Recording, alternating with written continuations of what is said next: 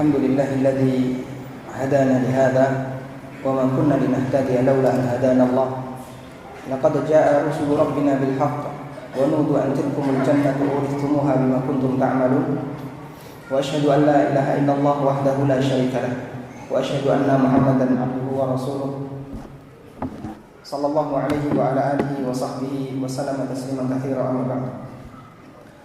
Rasulullah SAW pernah mengingatkan, khairukum alyanukum mankiban bis salat. Orang yang terbaik di antara kalian dalam melaksanakan salat adalah alyanukum mankiban, orang yang pundaknya lentur untuk digerakkan. Apa makna hadis ini? Kadang ada sebagian orang, terutama ketika jamaah penuh dalam sebuah masjid, dia susah untuk menyesuaikan diri dengan salat. Saking penuhnya dia susah untuk duduk dengan sempurna. Kadang ada yang karena ingin menyesuaikan diri dengan sunnah, pokoknya saya harus paling sempurna, gagai wilayah salatnya sampai mengalahkan kanan kirinya. Nah, Nabi SAW mengingatkan, khairukum alyanukum mankiban. Orang yang terbaik di antara kalian dalam salat jamaah adalah orang yang badannya lentur, sehingga kalau dia disenggol kawannya dia bisa sholat sambil miring ya. Bisa jadi bahkan pada saat dia mau duduk tawarruk, ketika sholat lagi penuh kayak gini Pak, pas duduk tawarruk kan rebutan Pak ya. Siapa yang cepat dia dapat duduk tawarruk, yang telat duduknya iftirash. Mana yang lebih bagus?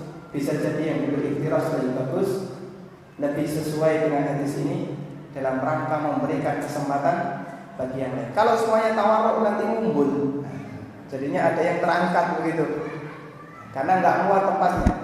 Maka salah satu ngalah dengan kemudian tetap iftirash meskipun dia tidak sesuai dengan gerakan yang sunnah. Tapi dalam posisi ini dia mengalah untuk kebaikan. Di antara motivasi yang lain agar kita lebih mudah untuk meninggalkan yang haram adalah memiliki komunitas yang baik, komunitas yang bisa mengajak kita untuk bersama-sama meninggalkan yang haram. Ada satu prinsip dalam mengendalikan diri.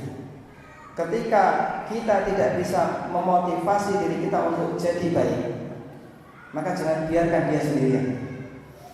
Cari orang lain untuk menjadi motivator bagi kita. Karena terkadang manusia tidak bisa jadi baik sendirian. Dia butuh teman untuk bersama-sama jadi baik. Banyak bukti yang bisa kita saksikan di masyarakat. Orang kalau kumpul sama orang baik jadi bagaimana? Dia ketularan baik. Tapi kalau kumpul dengan orang yang kurang baik bisa berbahaya. Seperti itu pula ketika ada orang yang sedang galau, dia sedang bingung dengan harta haram yang dia miliki, tapi dia sendirian, bisa berbahaya. Mungkin dia akan stres, atau mungkin dia akan futur, terus dia tinggalkan semua kajian, dan bahkan mungkin dia sampai bisa membenci syariat Islam karena dia anggap syariat ini terlalu menyusahkan. Makanya hadirin dimuliakan Allah, di antara cara untuk mewujudkan itu adalah segera berkumpul dengan komunitas yang baik. Karena salah satu di antara motivator manusia adalah komunitas yang baik.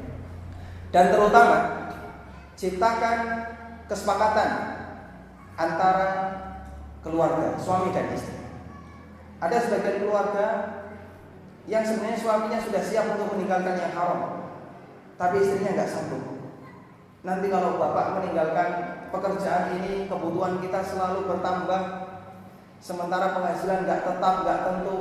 Terus nasib ke depan anak bagaimana? Seolah-olah masa depan anak bergantung kepada pekerjaan haram orang tuanya. Sebaliknya, ada yang istrinya sudah ngebet pinginnya, pokoknya suami harus keluar dari perusahaan yang haram, penghasilan yang haram, tapi suaminya yang belum sanggup. Suaminya mikirnya terlalu panjang, nanti kebutuhan kamu siapa yang tanggung dan seterusnya. Ini karena belum ada kesepakatan antar keluarga.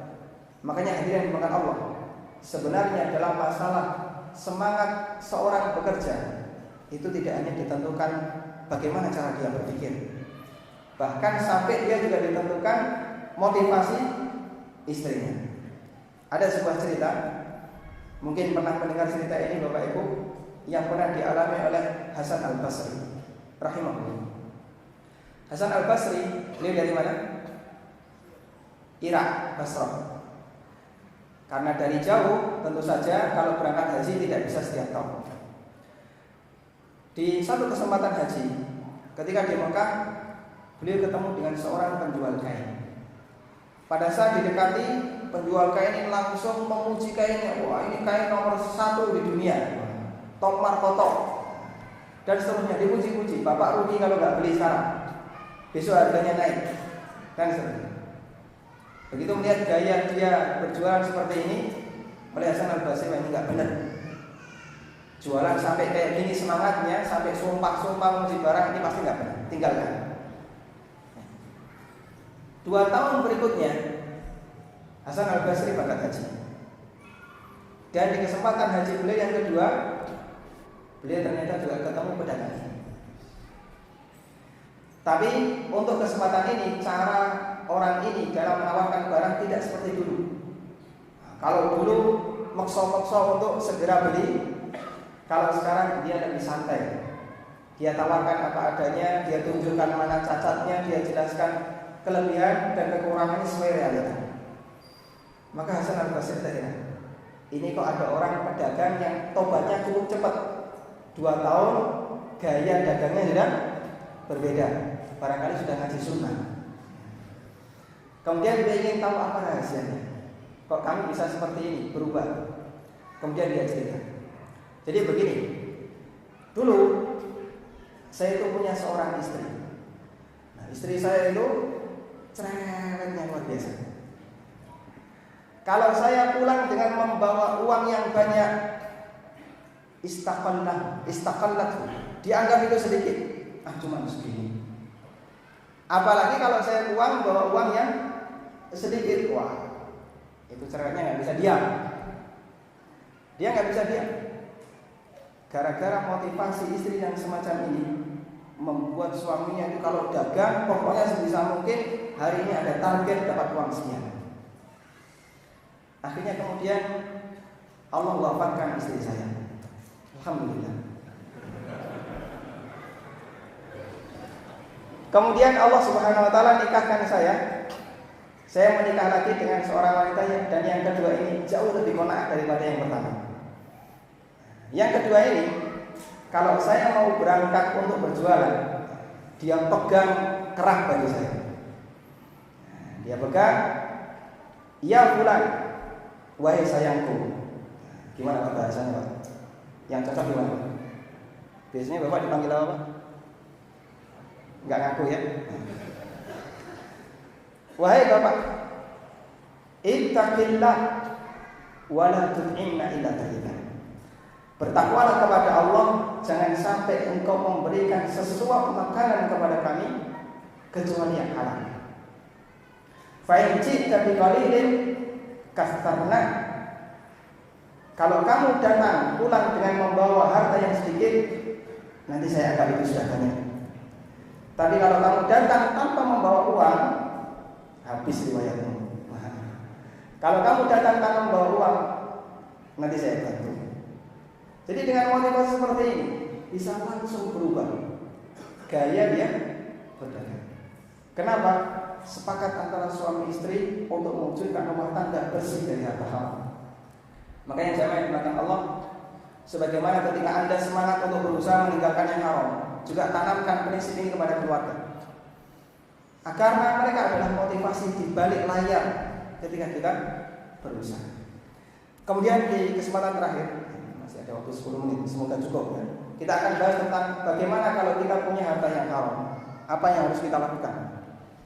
Hadirin yang dimakan Allah, secara umum harta yang haram itu harta yang haram yang dimiliki oleh manusia. Sebabnya ada 2. Pertama, karena transaksi yang saling ridho. Yang kedua, karena transaksi yang di situ ada unsur kezaliman. Pertama, harta haram yang didapatkan dengan saling ridho. Yang kedua, harta haram yang didapatkan karena ada unsur kezaliman. Kita bahas yang ada unsur kezaliman dulu. Semua harta haram yang didapatkan karena di situ ada unsur kezaliman, maka tanggung jawabnya ganda. Pertama, tanggung jawab terhadap harta haram yang dia miliki. Dan yang kedua adalah tanggung jawab untuk dipertemukan oleh Allah dengan orang yang dizalimi. Dan tolong dicatat, semua bentuk mengambil harta orang lain tanpa seizin pemiliknya, di saat kita sudah balik, maka itu terhitung mengambil harta yang haram secara zalim. Ada orang yang punya kasus. Dulu Pak, waktu saya masih SMA atau waktu saya masih nakal, waktu saya masih SMP, saya kalau naik angkot sekolah nggak bayar. Itu kan nggak apa-apa kalau masih kecil, anak-anak waktu masih SMA. Pertanyaannya satu, SMA sudah balik belum? Di sini SMA belum balik anak-anak? Masya Allah. Nah kan saya belum kenal ngaji, saya nggak tahu halal haram, masih buta masalah agama, masalah kezaliman, tidak kenal mana itu buta, mana tidak buta, ngaji mana tidak ngaji, semua bentuk kezaliman akan dibalas di hari akhir. Dan hitungan pertama kapan? Ketika orang sudah balik. Tolong dicatat, yang dulu punya hobi suka malam, yang dulu punya hobi suka membuli temannya, dihitung sejak Anda balik, kezaliman itu kalau belum minta maaf kepada yang dizalimi akan berlanjut sampai hari kiamat.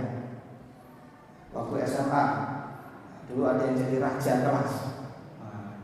Kalau ada kawannya bawa apa, dia harus dikasih. Kalau enggak, dinakali kawannya.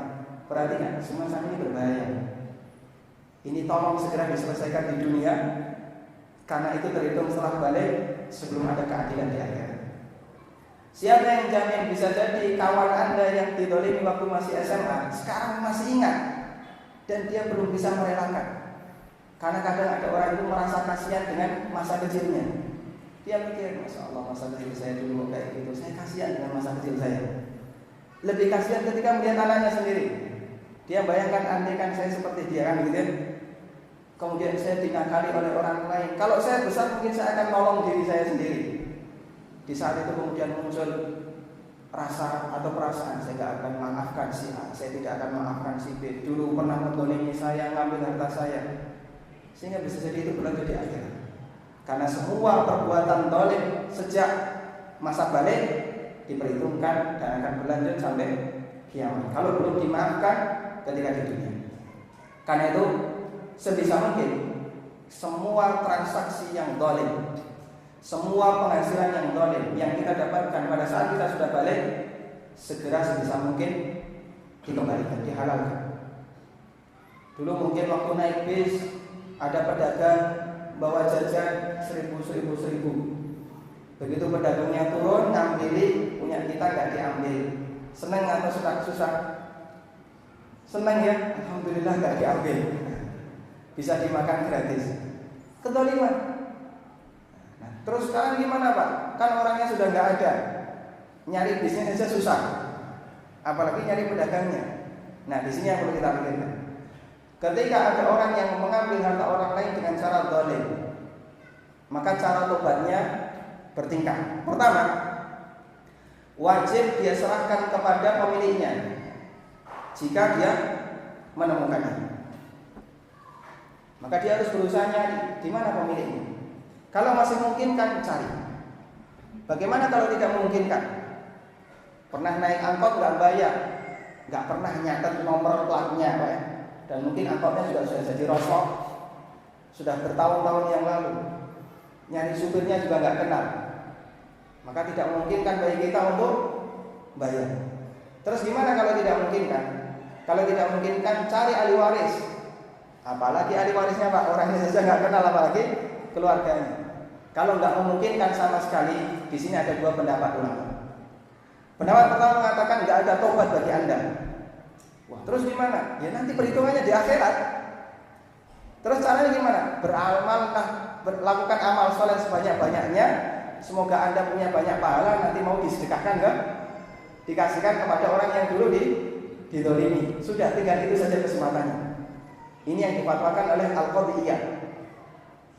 Al-Qadhiyah berpendapat tidak ada tobat sampai harta itu dikembalikan. Sehingga tanggung jawabnya adalah besok di akhirat. tinggal perbanyak modal amal, perbanyak modal pahala agar nanti bisa digunakan ketika diadili oleh Allah dengan bayar apa? Pahala. Kemudian pendapat yang kedua, ini pendapat jumhur ulama, bahwa harta semacam ini bisa dibersihkan dengan cara disedekahkan atas nama pemilik. Disedekahkan atas nama pemilik. Sehingga dia sedekah bukan untuk kepentingan pribadi, tapi disedekahkan atas nama pemilik. Dan Allah Subhanahu wa taala Maha tahu harta ini milik siapa. Dan ini pendapat yang lebih kuat berdasarkan satu riwayat. Ada pasukan yang selesai perang kemudian membagi ghanimah. Selesai membagi ghanimah, semua pasukan pulang ke rumahnya masing-masing. Tiba-tiba datang satu orang lapor. Dia datang kepada panglima perang dan menyampaikan bahwa saya sudah mengambil ghanimah sebagian sebelum dibagi. Orang ini melakukan gulul, korupsi. Belum dibagi harta rampasan perang sudah mengambil sebagian. Akhirnya panglima perang ini nggak mau menerima. Saya nggak bisa menerima. Gimana saya bisa terima? Semua pasukan sudah pulang ke rumahnya sendiri-sendiri dan saya nggak sanggup untuk datangi mereka satu-satu. Saya nggak bisa menerima. Stres kan? Dia takut. Berarti nanti pahala jihad saya hilang. Karena dia sudah mengambil harta yang bukan haknya. Padahal itu harta semua pasukan. Akhirnya ada salah satu yang ngasih saran. Ya sudah, kamu sedekahkan harta ini, harta ghanimah ini, ke fakir miskin dengan niat atas nama seluruh pasukan perang. Dan Allah Maha tahu kepada siapa pahala dari sedekahmu disalurkan oleh Allah Subhanahu wa taala. Dan ini riwayat yang sahih dan ini jadi dalil orang yang mengambil harta haram kemudian tidak dijumpai siapa pemiliknya, maka dia bisa sedekahkan atas nama pemiliknya. Alhamdulillah, ada celah untuk bertobat. Sekarang boleh dihitung sudah berapa kali naik angkot dan bayar. Kemudian yang kedua, harta haram yang diterima oleh seseorang dengan cara saling ridho. Karena caranya saling ridho, ada unsur kedzaliman tidak? Tidak ada. Kalau yang ada unsur kedzaliman berarti tidak saling ridho. Kalau caranya saling ridho berarti di situ tidak ada unsur kedzaliman. Pertanyaannya kan begini, apa ada harta haram yang didapatkan saling ridho? Ada atau tidak? Sebutkan contoh. Riba. Yang lain? Apa? Suap. Yang lain? Korupsi. Korupsi ridho nggak Pak? Itu bohongi banyak orang Pak ya. Rakyatnya bisa nuntut nanti. Contoh yang lain? Ya? Jual obat, jual narkoba, atau kita singkat saja, jual barang yang haram. Yang lain, ya, berisik. Leasing kredit, ya riba tadi Pak sudah jadi satu ya. Judi, ya masuk nggak? Judi itu saling mendolimi atau tidak Pak? Ya, kalah judi lapor polisi. Itu yang menang tolong ditangkap mendolimi saya. Nanti kamu juga masuk ya. Jadi harta semacam ini dia dapatkan dengan unsur antara din saling ridho. Riba itu saling ridho Pak. Ada orang yang beralasan, kenapa riba dilarang? Wong kami kerjanya saling ridho, nggak ada satupun nasabah yang terpaksa. Semuanya saling ridho. Namanya riba, mau saling ridho mau tidak saling ridho tetap riba. Dan itu haram. Sehingga riba diharamkan bukan karena sebatas mendolimi korban, mendolimi nasabah, tapi riba diharamkan karena itu riba. Ada orang yang bayar riba seikhlasnya. Bapak kalau pinjam ke saya boleh 1 juta, nanti kembalikan 1 juta plus seikhlasnya. Maka dia melunasi 1 juta dan ditambahi sesuatu ikhlas lillahi ta'ala. Riba dengan ikhlas. Jadi halal, ikhlas loh Pak, tetap haram. Namanya riba haram. Baik. Bagaimana cara tobat semacam ini? Ada 2 rincian. Pertama, orang yang mendapatkan harta haram sebelum dia tahu kebenaran, sebelum dia tahu bahwasanya itu haram. Misalnya dia mendapatkan harta haram dari hasil riba. sebelum dia tahu bahwasanya itu riba, sebelum dia tahu kalau ini terlarang, maka statusnya halal baginya. Loh kok enak? Seperti itulah cara Allah Subhanahu wa taala memberikan nasihat bagi umat manusia. Allah berfirman, "Faman ja'ahu mau'izatun min rabbih fantaha falahu ma salaf wa amruhu ila Allah."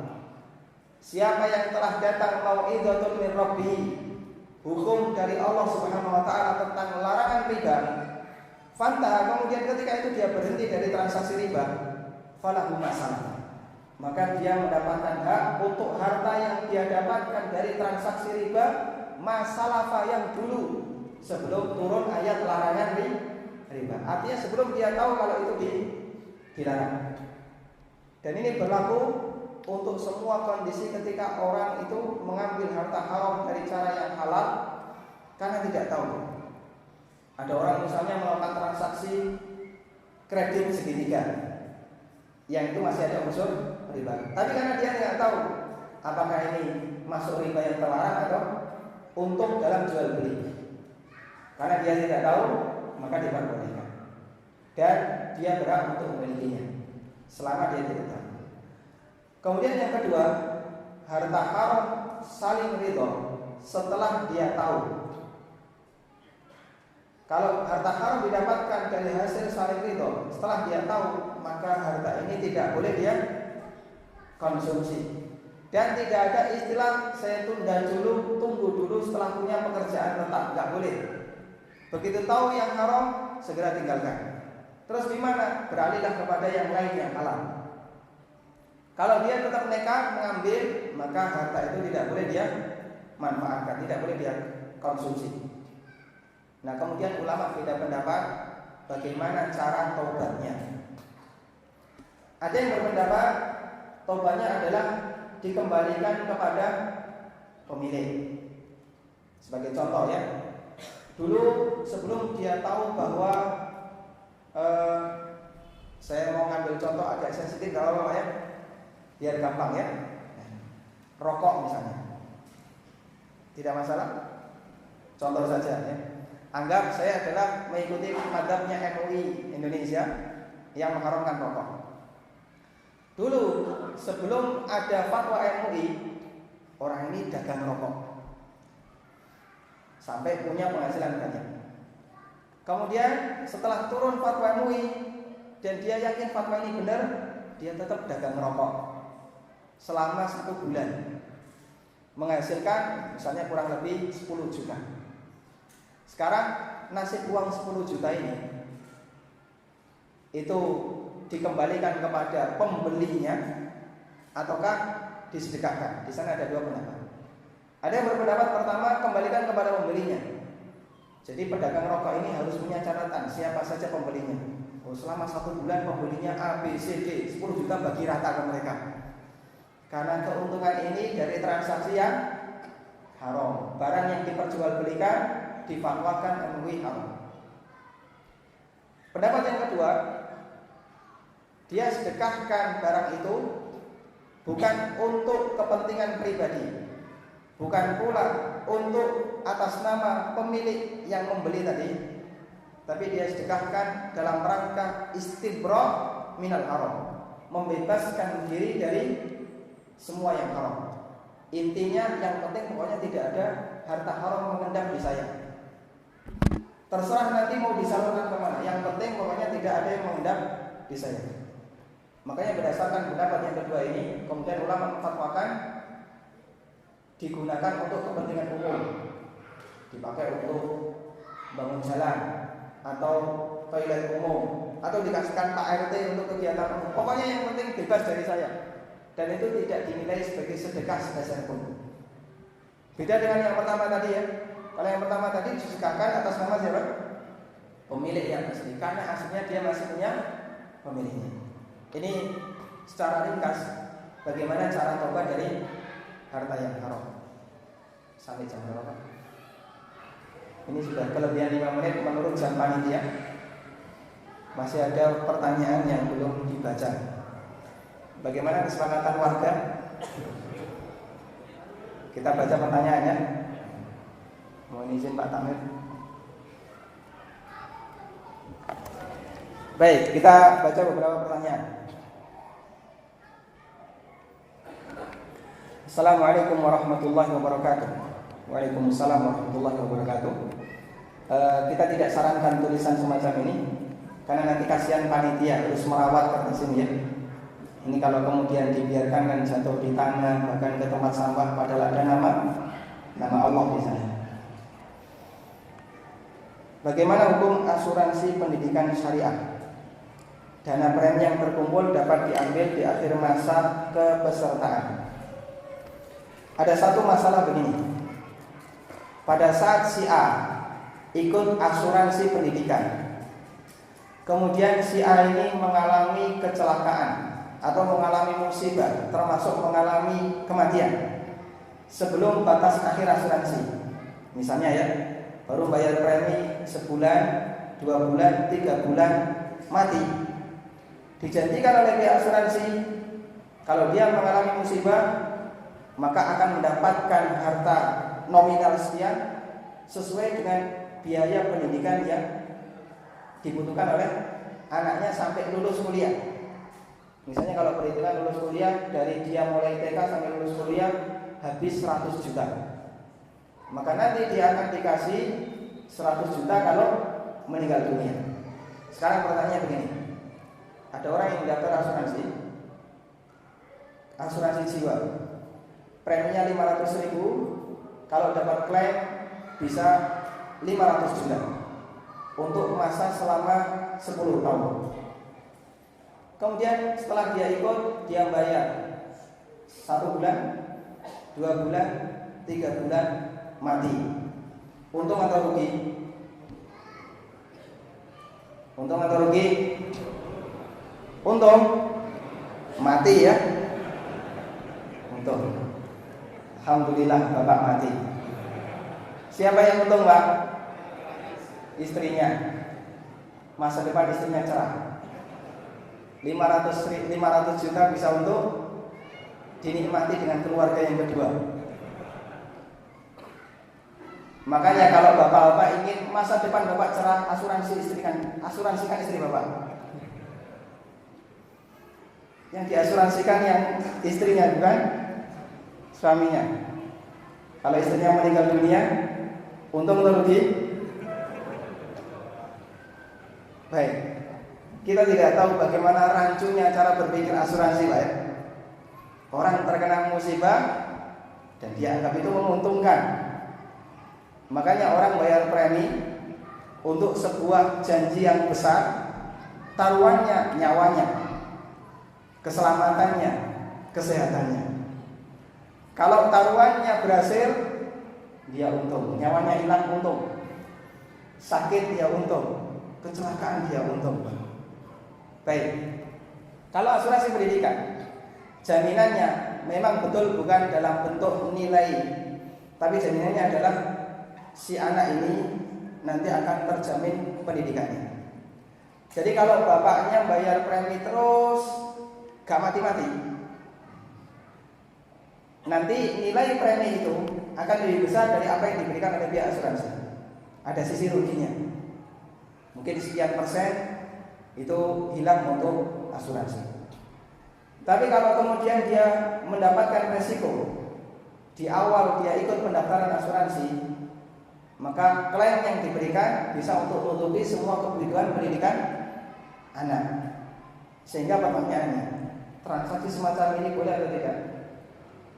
Boleh atau tidak? Gambling Pak. Ini gambling. Ada untung-untungan. Dan coba semua orang yang ikut kepesertaan asuransi, niat utamanya apa Pak? Cari untung. Kalau dia mati untung, kalau nggak mati buntung. Ada sebagian dari premi yang dia bayarkan hilang untuk lembaga asuransi. Kurang lebih demikian. Meskipun ada detailnya, skema dari asuransi syariah yang mereka sebut itu adalah asuransi tabarruan. Namun klaim semacam ini sebenarnya tidak bisa dibenarkan karena latar belakang mereka membuat sistem asuransi tadi adalah dalam rangka mencari keuntungan. Lebih detailnya kami sarankan Bapak Ibu bisa membaca di situs pengusahamuslim.com. Di sana ada tulisan skema asuransi syariah. Di situ kita sebutkan ada 2 model asuransi yang direkomendasikan secara syariah. Apakah karyawan bank termasuk dalam harta riba? Kalau karyawannya bukan termasuk harta riba ya. Penghasilan karyawan bank apakah termasuk harta riba? Atau haram karena bank banyak mengandung riba? Ada 2 penghasilan bank. Satu penghasilan dari transaksi riba, yang satu penghasilan dari biaya administrasi. Yang satu nilainya sangat kecil. Mungkin tidak sampai 1%, Pak. Dibandingkan yang kedua, yang dihasilkan dari transaksi riba. Maka betul tidak menutup kemungkinan bank itu punya penghasilan yang halal. Dari mana? Dari biaya administrasi. Cuma kan terlalu kecil. 1 bulan cuma ditarik 13.000, 15.000. Itu apa nilainya bagi bank? Itu nggak nutup untuk sewa gedung, Pak. Belum gaji karyawan, belum kanan kiri dan seterusnya. Maka penghasilan yang lain yang jauh lebih besar itulah yang dipakai untuk gaji karyawan. Sehingga 100% gaji karyawan perbankan yang sistemnya riba adalah uang riba, bukan sebatas mayoritas riba. Wallahu a'lam.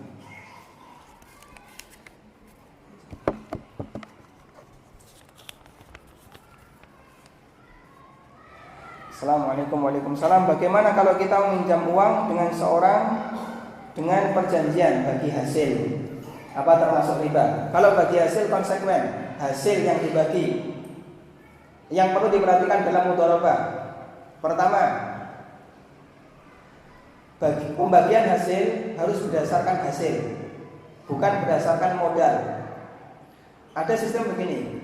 Bapak tanam uang 10 juta, setiap bulan akan dapat 10% dari 10 juta. Orang terus mikirnya, ini kan nggak pasti. 10% dari 10 juta berarti halal bagi hasil katanya. Keliru. Ini bukan bagi hasil. Karena persen bagi hasil itu harus berdasarkan hasil, bukan berdasarkan modal. Kalau persen berdasarkan modal, sudah bisa ditentukan belum? Jelas sudah bisa ditentukan. Modalnya saja tertentu, persen tertentu, hasilnya tertentu. Tapi kalau persen tidak tertentu, hasilnya bagaimana? Tidak tertentu. Hasil itu tertentu atau tidak? Tidak. Anda dikasih modal 10 juta, diputar, jual beli hebat. Namanya hasil 2 bulan berikutnya 10 juta itu bisa menghasilkan jadi 15 juta, untungnya 5 juta. Bisa juga hanya tinggal atau dapat 13 juta, jadi untungnya cuma 3 juta. Maka fluktuatif, kadang bisa 5, kadang 3, tergantung kondisi. Nah, tidak tertentu ini baru dibagi hasilnya. Sekian persen untuk Anda, misalnya 40% untuk pemodal, yang 60% untuk pengusahanya, untuk mudharibnya, ini diperbolehkan. Kalau konsekuen dengan ini boleh. Yang kedua, kalau terjadi kerugian, maka pemodal siap nanggung rugi. Jadi bisa jadi nanti nggak balik modalnya. Kemarin 10 juta kok sekarang jadi 5 juta. Nah, itu konsekuensi Anda mudharabah. Karena dalam Islam rumus ekonomi syariah adalah keseimbangan. Siapa mau untung, dia wajib nanggung resiko rugi. Nggak ada dalam Islam orang yang hanya di posisi selalu untung, nggak pernah ada resiko rugi. Kalau ini terjadi, itulah sistem riba. Kalau nanti untung kita bagi, kalau rugi kamu yang nanggung, kembalikan minimal modal. Ini nggak bisa. Ini aslinya utang piutang. Nah, kalau sampai konsekuensi itu terjadi, maka transaksinya bukan mudharabah, tapi utang piutang. Gaji bulanan saya dimasukkan di rekening bank konvensional. Nah, setiap bulannya mungkin ada bunga simpanan. Apakah harta saya termasuk haram? Bagian bunganya silakan diambil. Di situ ada 2 pendapat. Ada yang mengatakan nggak usah diambil. Ini pendapatnya Imam Muhammad bin Shalih Al-Utsaimin. rahimahullah. Jadi beliau melarang bunga bank biarkan saja, ambil saja pokoknya, nggak usah diambil. Yang kedua, pendapat mayoritas ulama, bunga bank boleh diambil. Dan ini harta haram karena apa? Saling ridho atau kezaliman? Saling ridho. Bagaimana cara tobatnya? Tadi sudah kita jelaskan. Ada dua cara yang dijelaskan oleh ulama. Ada yang mengatakan bagaimana? Dikembalikan. Nah, kalau dikembalikan ke nasabah, siapa nasabah yang pernah utang ke bank dan dia ditetapkan bunga yang kemudian nyiprat ke rekening saya? Kita kan nggak tahu. Kemudian fatwa yang kedua bagaimana? Disedekahkan. Dalam rangka apa? Membebaskan diri dari harta haram. Karena itu, ketika kita mengambil pendapat jumhur ulama, Bapak bisa ambil uang riba itu, kemudian berikan, sedekahkan, silakan kasih fakir miskin bisa, kasihkan ART untuk bangun jalan tidak bisa, tidak ada ketentuan khusus di sana. Meskipun ada sebagian ulama yang memberikan batasan khusus masjid nggak boleh, karena tidak boleh bangun masjid dengan harta haram.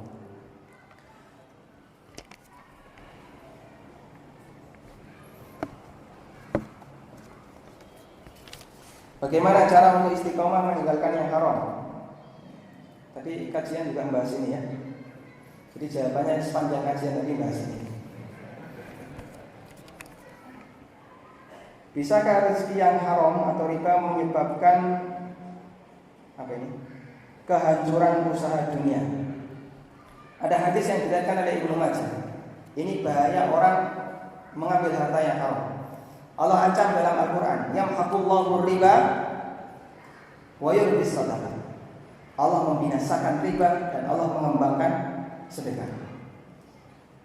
Banyak ahli ekonomi di Indonesia itu belajar ilmu ekonomi ke Amerika. Padahal Bapak Ibu, Amerika itu kan terkenal negara yang mengalami krisis jatuh bangun berkali-kali. Jadi sekalipun di sana itu banyak profesor ekonomi, doktor ekonomi, Amerika itu berkali-kali krisis. Anehnya orang itu nggak pernah belajar sistem ekonomi di Saudi. Padahal Saudi terkenal negara yang paling stabil dalam masalah ekonomi. Nah, orang kan pulang keren, masa doktor ekonomi dari Saudi nggak laku Pak di tempat kita Pak. Tapi kalau doktor ekonomi dari Amerika, itu banyak kampus yang mau ngambil. Padahal Amerika jatuh bangun sering mengalami krisis seperti itu. Tapi itulah anehnya manusia. Pendidikan berkiblat kepada orang barat, terlepas dari semua latar belakang yang mereka alami. Makanya betul apa kata Allah, semua yang menerapkan sistem riba sumber krisis. Yang terjadi adalah ekonominya hancur. Bahkan sampai sumber krisis bagi kondisi ekonomi di keluarganya. Dalam hadis riwayat Ibnu Majah, Nabi SAW mengatakan, ma aktsar rajulu minar riba illa wa kana akhiru amrihi ila qillah. Ketika ada orang yang memperbanyak hartanya dari riba, maka ujung hidupnya adalah jatuh miskin. Dan itu banyak yang terjadi. Orang ketika sumber keuangannya dari riba, hasil ujung usianya dia bukan jadi orang yang bahagia, seperti jadi orang yang bingung. Ada yang sindrom pensiun, ada yang kemudian hidupnya nggak tenang, bahkan dia keluar dari perusahaan riba penuh dengan utang. Kan aneh. Dulu penghasilannya besar itu dipakai apa? Dipakai untuk kredit A, kredit B, kredit C. Sampai dia pensiun, kredit ini belum ada yang selesai. Itu banyak sekali Pak, kan seperti itu. Jadi dia habiskan waktunya ketika masih usia produktif untuk memproduksi riba. Di usia seharusnya dia bisa beristirahat, masih pusing mikir utang yang belum lunas. Salah satu di antara contoh orang yang dibuat menjadi orang yang serba butuh. Kalau orang itu pusing mikir harta, berarti sudah kaya belum? Meskipun dia punya banyak fasilitas, tapi masih pusing mikir utang, berarti dia miskin. Itu yang dimaksud sabda Nabi SAW, akhiru amri ila qillah. Maka sebisa mungkin bersihkan harta kita dari benda semacam ini. Panjang.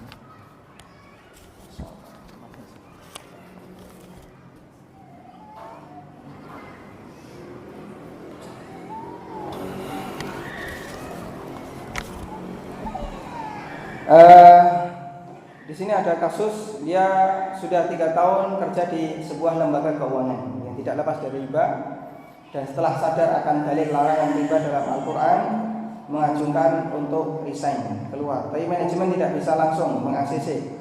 Apa yang harus saya lakukan? Apakah harus mengikuti prosedur selama 6 bulan?